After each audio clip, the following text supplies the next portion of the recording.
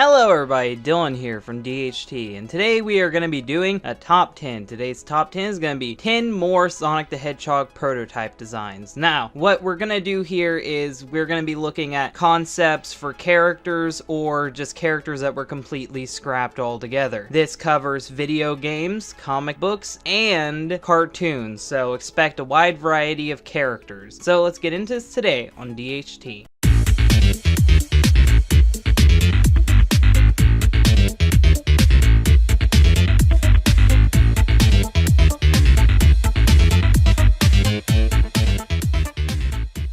Number 10 is Princess Sally. This Princess Sally looks radically different than any other design for Princess Sally I've ever seen. This Princess Sally is a human. She looks more like your stereotypical princess, and she has pink skin for some reason, so they were still drawn on the whole pink thing. I would like to see what they were going to go with this princess, because no offense to her, she doesn't look like she's a fighter. She has a really tight dress, I'm going to assume that is. I don't think she's dressed to fight. So I'm wondering if they were going to go for she gets kidnapped by Robotnik and Sonic has to save her thing. It would be interesting to see what they were going to do with it, but I still prefer the more butt-kicking Sally that we got later on. So, number 10, you look really interesting, but I still am glad that they didn't use you. Number 9, Queen Alina from Sonic Underground. This Queen Alina looks younger, more energetic, and she's a bright orange, which catches your eye right off the bat, unlike the dull purple the finalized Queen Alina is. This Queen Alina has her quills more obviously shown, so it looks like she's more of a relative to Sonic than the Queen we saw. I don't know why. I think this one's just more stylized, and I think that she would fit into the show better than the Queen Alina we got. So yeah, number 9, Queen Alina. I really wish they would have used this design. Let's move on to number 8. Number 8, another Princess Sally. Now, unlike the last Princess Sally where I thought that it could have had some potential, with this Princess Sally, I don't like this design at all. She looks like a generic Amy Rose, and with the spikes on the back of her head, it looks like she was either going to be a Sonic fangirl or she was just going to be another generic hedgehog. You can barely even tell that she's supposed to be a chipmunk here. I'm really glad that they ditched this design. It's not appealing. I can see that she's developing her attitude here from the looks that she gives Sonic in these concept arts, but I'm really glad that they fixed it and went with the final product we got today. So yet again, this is another Princess Sally that I'm glad that we didn't get in the final product. This wouldn't be a top 10 character prototypes if I didn't throw Silver the Hedgehog on here again. Silver had a lot of interesting concept designs, and this one looks great. It's Venice the Hedgehog yet again at number 7. This one had a helmet on his head covering up his spikes, and I'm assuming the helmet might have even gave him his telekinesis. There's just so much mystery going on with him here. It looks like he came from more of a punk techno future, kind of like Tron. And if that armor would have lit up at night, I would have loved it. It would be like neon lights. It would look great. I would have loved to have seen this design, but I still like the Silver we got in the end. Number 6, we have the Human. The Human didn't have a name. He didn't have a personality. He's just a fat guy in overalls. He was put into the contest that Sega was holding for a mascot. So instead of Sonic, we could have possibly had this weird fat guy in overalls. I'm glad that the Human didn't win because he really doesn't have anything going on for him. We didn't know anything about him. We didn't know if he had any powers. He would have just been a bland generic knockoff of Mario. So I'm glad we got Sonic instead of this Human guy. At number 5, we have Jet the Hawk, but instead of a hawk, he's a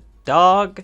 A fox? I can't really tell. He's got ears like a fox. He's got a tail like a dog. I don't know which one he's supposed to be. Other than his questionable species, I noticed that a lot of his design is the same. He's got chest fluff like Shadow the Hedgehog does. That's something that's interesting. He's got like a mohawk going on. And I don't know what that spike of hair in the back is supposed to be. I don't know what animal he is supposed to be. I have no clue. But in the end, I like that we got the hawk because I know what type of animal it is. The Babylon rogues came from the sky. There's a lot of symbolism going on there, especially with what culture they're supposed to be representing. I just prefer the birds compared to whatever this thing is. Number 4 is a Big the Cat prototype. Now, this Big the Cat looks more Japanese influenced. I don't know what it is. Maybe it's the fact that he's shorter and more chibi looking. I really can't tell you. But I don't know that we'd get the same from This Big the Cat. He doesn't give the same blank, pointless stare, so maybe This Big the Cat would be more adorable. Maybe This Big the Cat would be more lovable. I can't really tell you which direction they would go with this character, but I prefer this design compared to the soulless stares of the idiot that we got. Now, number 3 is a character from a scrapped game I talked about before, and the father of a scrapped character I talked about before. This is Dr. Cyberewski, or Bobowski, whichever one you want to go with. He's Tiara's father, and the game he would have been in is Sonic Extreme or Sonic Mars, whichever name you want to go for the scrapped game. Now, in one version of the story, he was a scientist that came up with a cure for a disease that Sonic and Eggman had contracted. So, he's a genius on that hand, and in the other version of the story, he is the ruler of Cyber Mobius. We didn't get a lot of information on either of these, but no matter which way it was, he was very important to the plot of Sonic Mars or Sonic Extreme. I hate that both him and the game had to be canceled, because I feel like that game was an important piece of the Sonic lore, and it's just something that we won't get. So, Dr. Cyberewski, I wish we could have known more about you. You're a very intriguing character. Let's move on to number 2. Now, number 2 are some very important characters. They're badniks from concept art of Sonic 1. No explanation was given to these characters, but they clearly don't look like badniks. These are little monsters. This one's a hand with wings growing out of its back, and the other one's like a little gremlin with giant hands and tiny feet. They worked for some evil hooded figure that I didn't put in this list because there really is no information on him at all, and I couldn't find a good recreation of him. But I don't know what storyline this game would have had originally. It looked like that Eggman might have just been a pawn for a greater evil. This is back when Sonic had his girlfriend Madonna as well, so I would really love for Sega to clear up the story of the original Sonic the Hedgehog 1. Who are these badniks? Who was the big bad guy that we didn't get to know anything about? What role did Madonna even play in this story? Is Eggman a pawn, or is he secretly willing to turn against the even more evil villain that we know nothing about? These are all questions that turn around in my head when I see this concept art, and I know it's questions that Sega probably won't ever answer. So that's why I found these two badniks, quote unquote, interesting enough to put at number 2. Number 1 is Knuckles the Echidna. Now, I put this Knuckles the Echidna at number 1 because I have a really interesting story to tell about this. This is one of the original concepts for Knuckles the Echidna before Sega tried to get a deal with Nike. So as you can tell, he doesn't have the logo on his chest, and it's very interesting to see which route they were taking with this character. He looks hardly anything like the Echidna we have today. His spines are more like popping out of his skull rather than being dreadlocks. The Jamaican influence is still there because of the colors of the shoe, and he just doesn't really fit in with the art style of Sonic. He looks weird. He's very out of place when compared to the Sonic designs at the time. I find this character really interesting, and I'm wondering if he'd still be the cunning Echidna that we would get. I love that the deal with Nike falling through is what gave us the iconic Knuckles that we got today, but this Knuckles is very interesting to look at. Knuckles has a lot of history behind him in the development stage